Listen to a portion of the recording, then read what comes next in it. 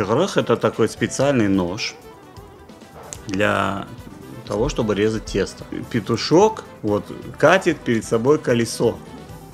Колесо издревле, значит, в орнаментах это солнце, символ солнца. И петушок, значит, а перед ним солнце.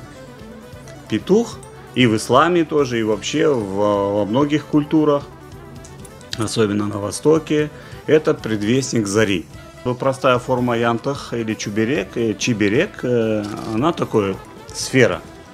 Что такое сфера? Сфера в орнаменте это у нас Вселенная, свод, небесный свод. И вот этот петушок со своим солнцем путешествует по этому небесному своду.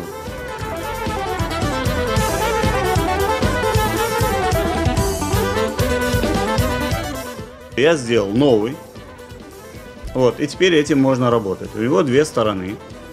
Значит, вот это колесико и вот этот хвостик.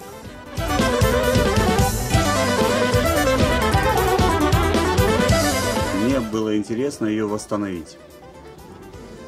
Потому что это наша история.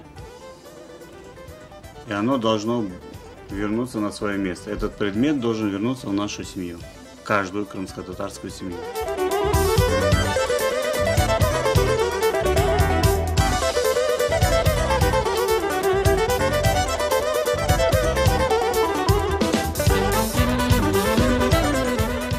Еще вот такая модель, где чыгырых тоже, но уже с щипцами, чтобы можно было перевернуть янтах, предположим.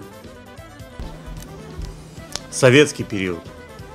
Советский период, когда уже люди работали на заводах, то есть это где-то там, я не знаю, 60-е года, 70-е года, скорее всего, когда вот уже начали обрастать имуществом и делать то, что было раньше, то есть восстанавливать утраченное.